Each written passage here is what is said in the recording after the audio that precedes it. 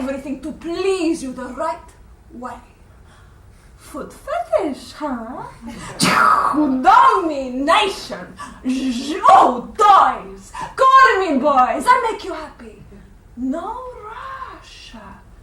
07664 69 69 69.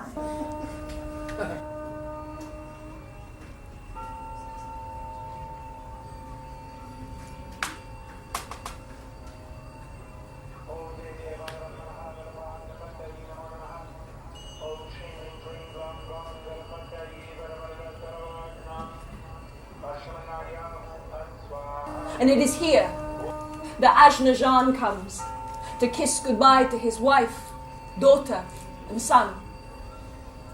All along the river, women in long skirts and silver anklets gather as dawn breaks through night. The air is thick with incense, camphor, and the shadows cast by candlelight.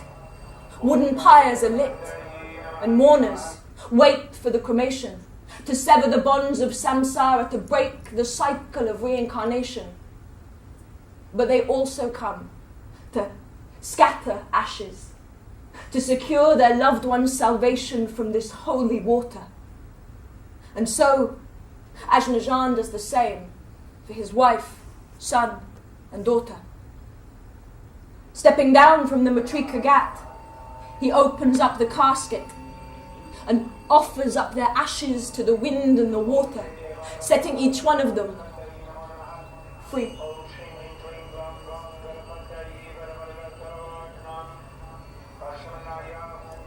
People come to the Ganges to die, to pay their last respects, or they come to purify, to wash themselves clean of sin and shame, to be immersed and born again. And so Ajna prepares himself to bathe, to surrender himself to the water and to the ritual that promises to deliver comfort and peace and release. He takes off his sandals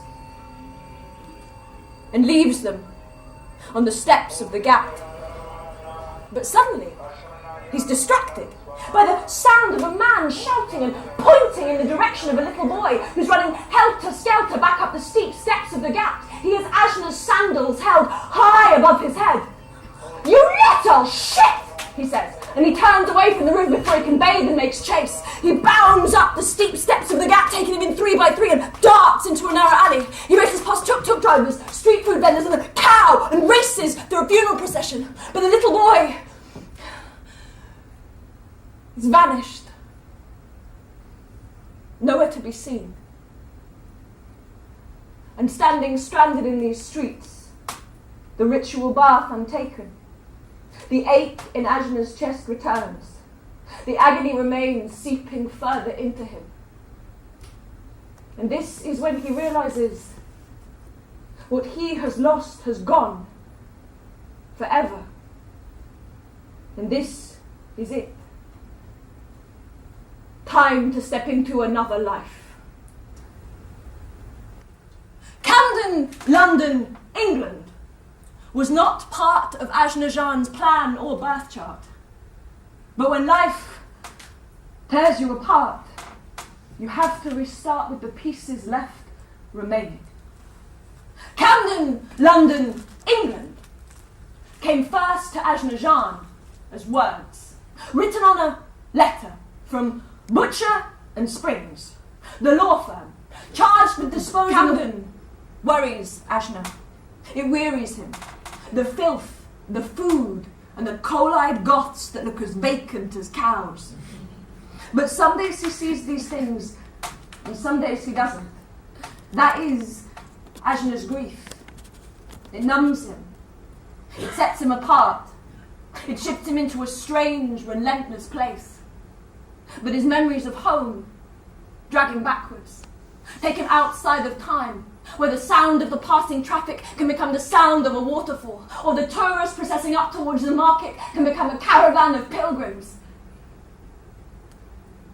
But the screaming sirens of police cars and ambulances always bring him back to Camden.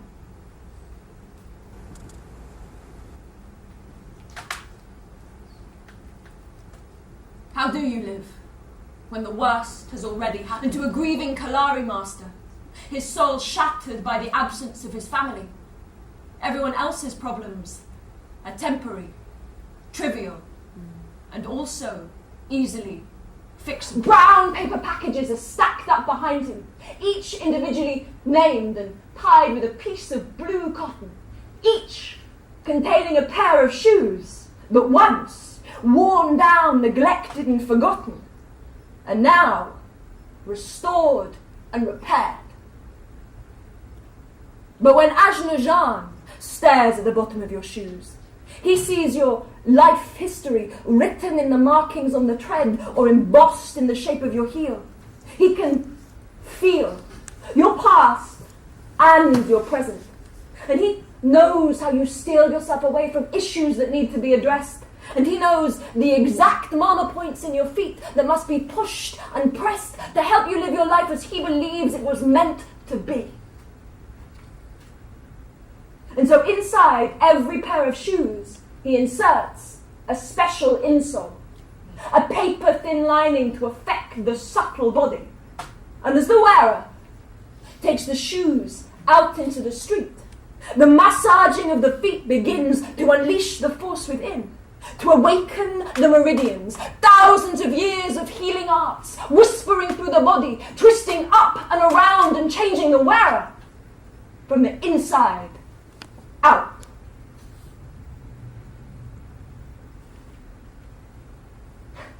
You cannot play small all your life, woman, thinks Ajna, the first time he meets Sarah Cunningham and looks at her shoes. It is high time we changed you from a mouse into the lioness you truly are. Sarah C. has a good law degree. Her shoes are patent leather courts. Of course. She works for a decent city firm, but is yet to make her mark. And so Ajna gives her higher heels, and every woman knows how that feels. She stands straighter, feels stronger, fights her corner a little longer, and all the while the insole rubs at the end of her big toe, and nudging it all day long encourages Sarah to find her voice. And so suddenly staying quiet is no longer a choice. Her hand shoots up in meetings. She interrupts people on conference calls. Her colleagues admire her frankness. You'll like her. She's got balls. She talks back to her bosses and occasionally her clients, and kind of likes her newfound defiance. She no longer bites or holds her tongue and begins to climb the corporate ladder rung by rung, which is why she now holds the unofficial fastest partner award, and will one day sit on the board of what was Butcher and Springs, but will soon be Butcher, Springs, and Cunningham.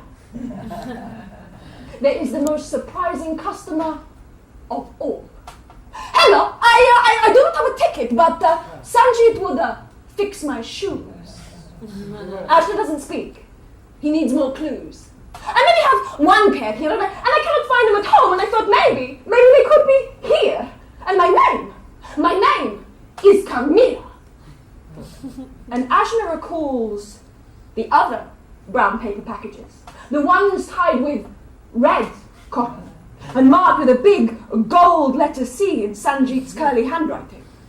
You knew my uncle well? You were friends?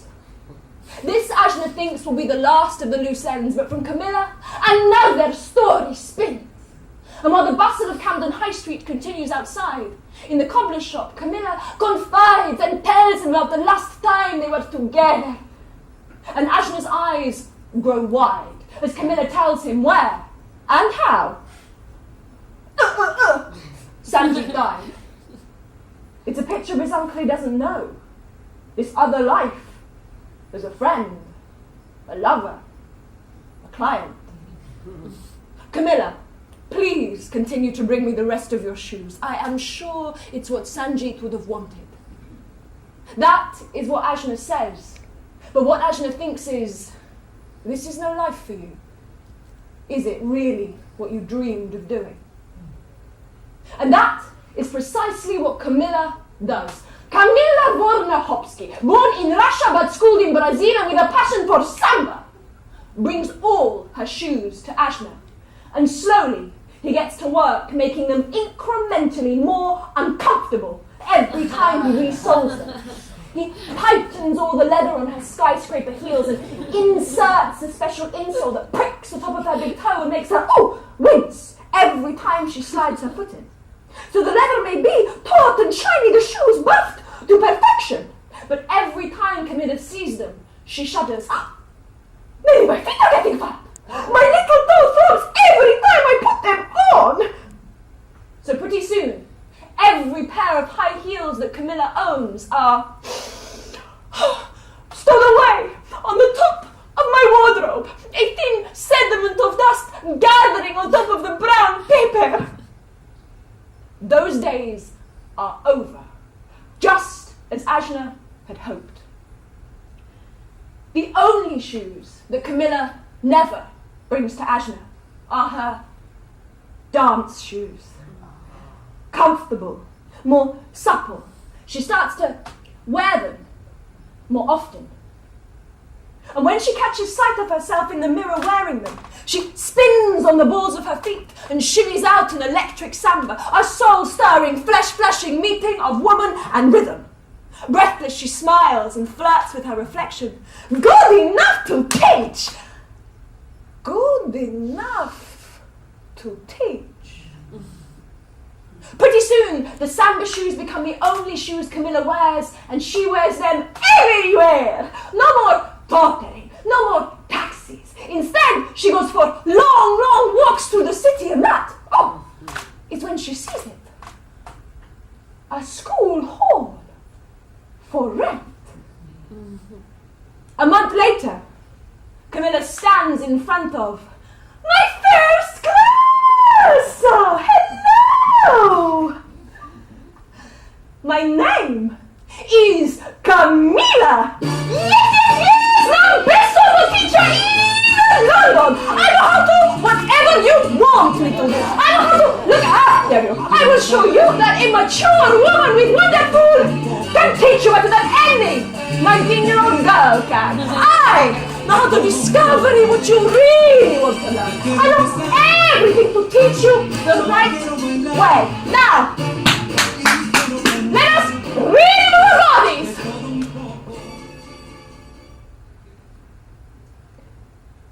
She mender, she fixer, doctor, healer, one-time guru, widower, father, childless. Alone in the cobbler's shop when there are no customers, Ajna dreams of Kerala, of the fishing boats pulled onto the shore every morning, of the fish that fill his neighbour's net, shimmering, flickering wet, and of the trees that drape over the water and kiss their reflections. He sifts mental pictures of every student he's ever taught, and thinks of his Kalari, his school, his classroom, that hollowed fighting pit that now lies empty. He shawls himself in memories of happier times, and lingers on thoughts of his wife's kisses and lips, how her sari hugged her hips, the sunlight of Santosh's smile, and Parvati's dark curls and eyes like obsidian jewels. He talks to Charu. He tries to explain his new life to her. He tells her about the sickly man with the sagging arches, Camilla's lifelong love of dance, the brilliant young lawyer and the couple he matchmade. He catches himself talking out loud to her and wonders if this is it. Insanity, lost his late arriving companion. He tries to imagine what they would all be doing now. He wants to cry, but he can't. I miss you all so much. And Charu, sometimes I think I can even smell your cooking. The scent of ginger and cardamom tickles my nose, and I can taste the luscious fat of ghee and coconut oil bubbling and spitting in the pan.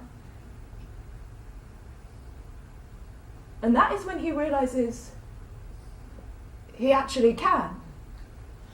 He's not imagining this. He can smell all of this and more. He gets up and goes outside. And in front of the shop next door, there's a van parked. And where it once said, "Bill posters will be prosecuted," it now says, "Katie's Carolyn Cafe."